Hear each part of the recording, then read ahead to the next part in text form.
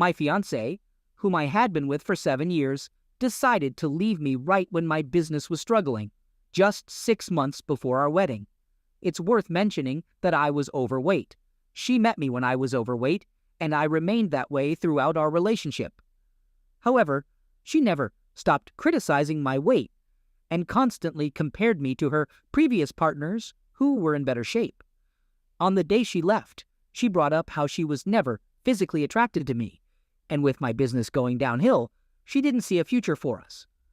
About a month after the breakup, I discovered that she had been cheating on me with one of my regular clients, wealthy, for at least a year.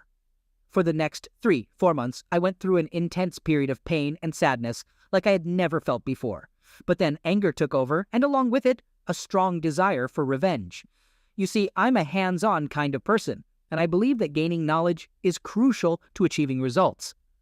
So, I embarked on a mission to educate myself as much as possible about fitness and apply it to transform my own body.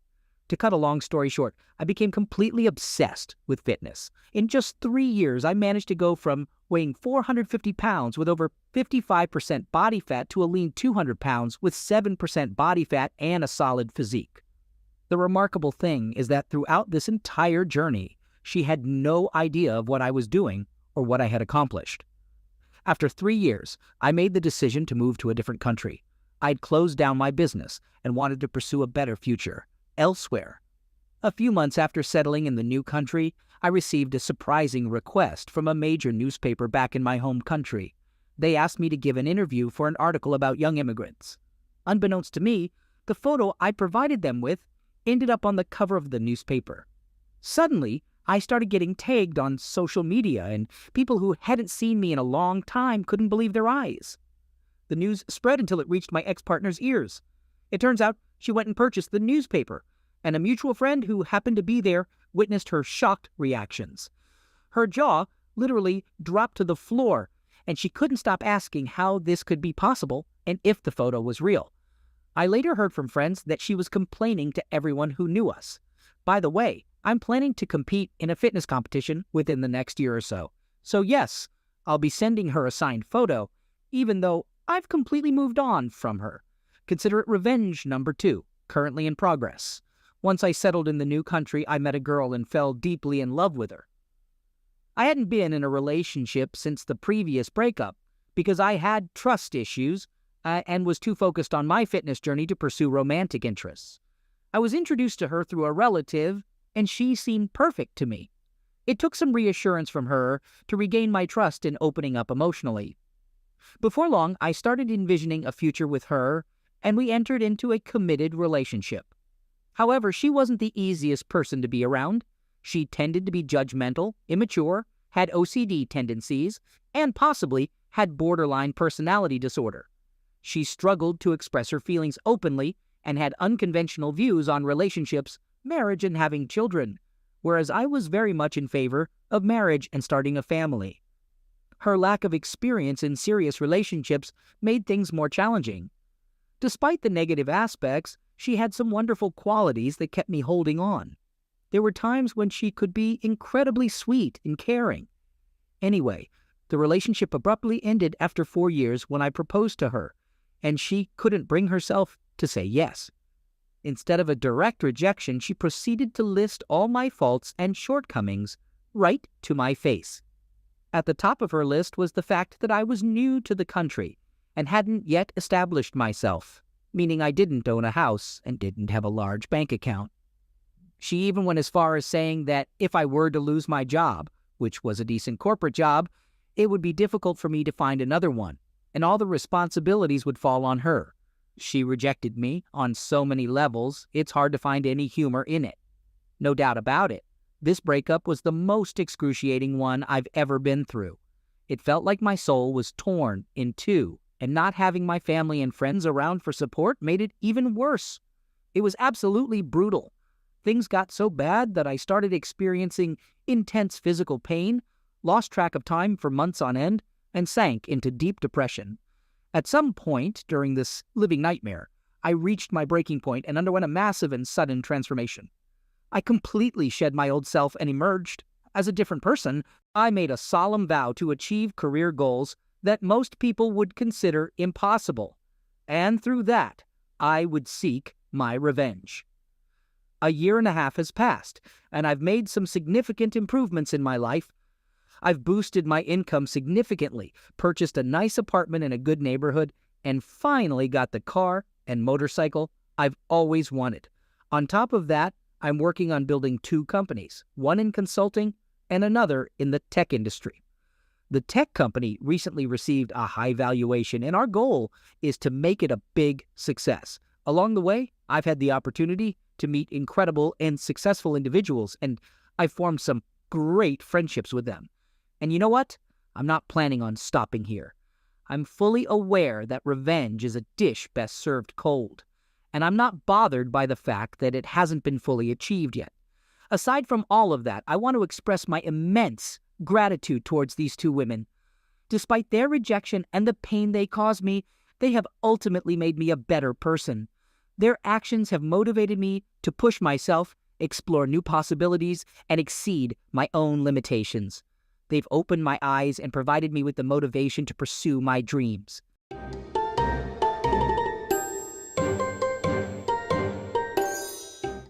Second story, it's been 5 weeks since the day everything changed for me, and I've been on an emotional roller coaster ever since.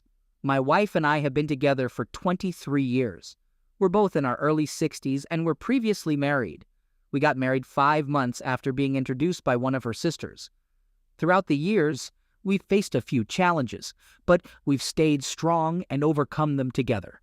Our relationship has only grown stronger over time, and now we're empty nesters who spend a lot of time together and have an active and satisfying bed life. We got married when she was 37 and I was 40, so we both knew about each other's romantic past, and it has never been a problem for us. Throughout our years together, we've occasionally shared stories about our pasts, but it was never forced or necessary for us to ask questions like, "How many people have you been with?" or delve into explicit details about our previous experiences.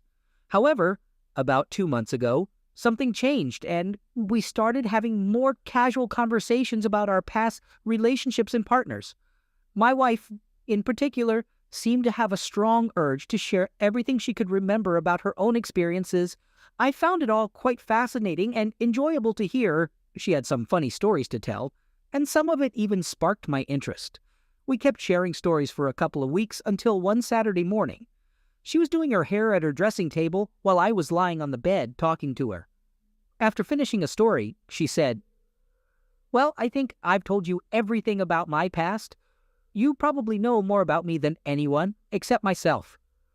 I could see her reflection in the mirror, and she could see mine. I chuckled and half-jokingly asked, "So you've never cheated on me?" Her expression changed. Her eyes looked away, and she mumbled, "I can't answer that." Then she added, "But I can't lie to you either." What she revealed next shattered my heart and destroyed the sense of security I had built over our 23-year relationship. Her story goes like this. A few months after we got married, she had to travel to Florida for a custody hearing with her ex. She felt incredibly nervous and scared because she had to represent herself in court, while her ex had hired a powerful attorney. The plan was for her to fly down the day before the hearing, spend the night at a motel, attend the hearing early the next day, and then fly back home in the evening. On the day of her trip, she landed in Florida, picked up a rental car, and drove to the motel where she had booked a room. She intentionally chose a motel near a beautiful beach she used to visit when she was still married to her ex. My wife really enjoys strolling along beaches. They bring her a sense of peace and tranquility. On that particular day, she made a stop at a liquor store on her way to the beach. The upcoming custody hearing had her feeling incredibly anxious, and she thought a little rum might help calm her nerves. She wasn't a complete teetotaler, but also not a heavy drinker. She spent a couple of hours walking on the beach, sipping her rum, and at some point, she realized she was feeling quite buzzed. Then she remembered spotting a cute little diner not far from her motel and decided to go there for a meal. When she walked into the diner, it was nearly empty, so she chose to sit alone in a booth.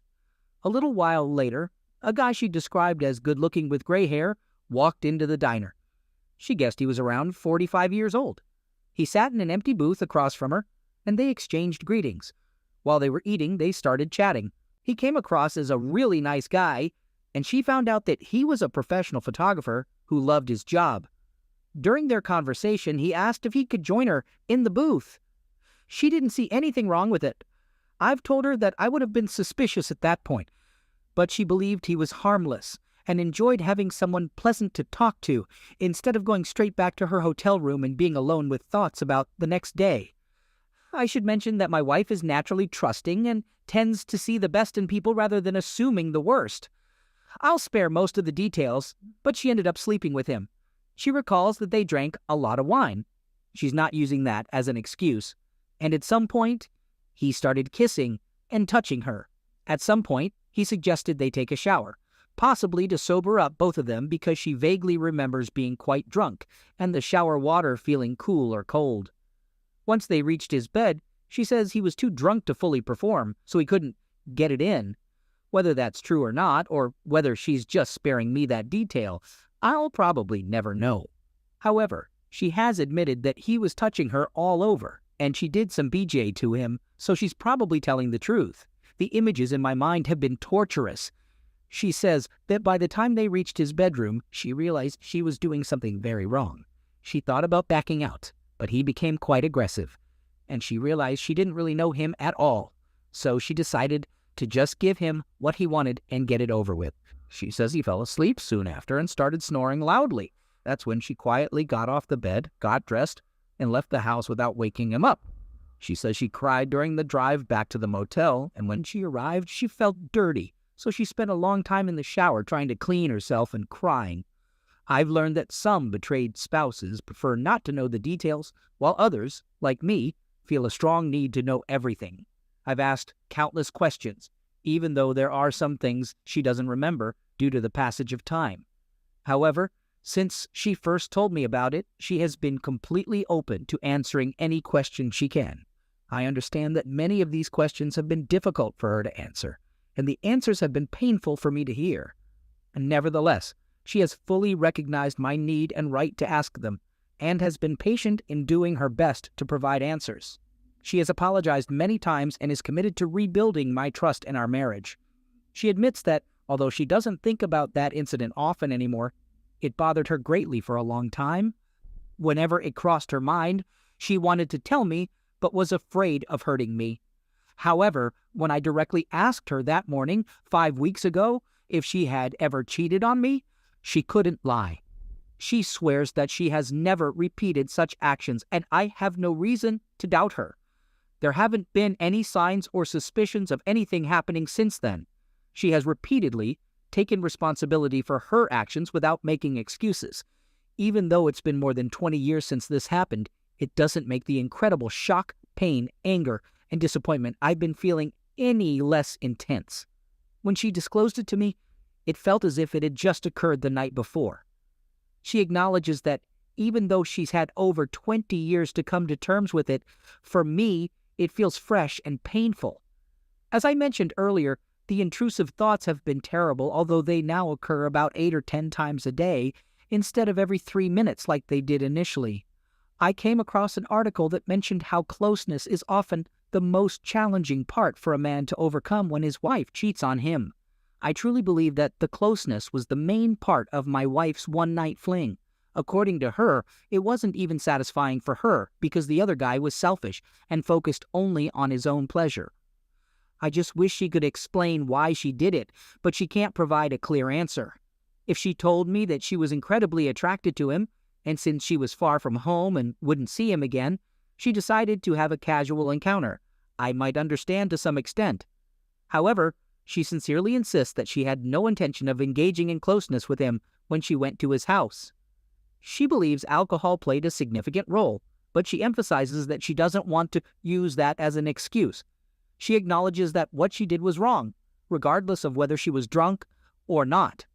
In a strange way, I consider myself fortunate when I compare my situation to others here. My wife had a one-night fling with a guy who lived 1,200 miles away from us. There was no ongoing affair or emotional connection involved. She never had any further contact with him. She can't provide a clear explanation for her actions, but she doesn't try to make excuses for what happened. She emphasizes that it was a one-time occurrence and not something she did before or has done since. I love her deeply, and I know she feels the same way about me. We have shared 23 years of good memories together, and we are committed to moving forward and working together to build a marriage and relationship that is forever changed but stronger and better than ever before.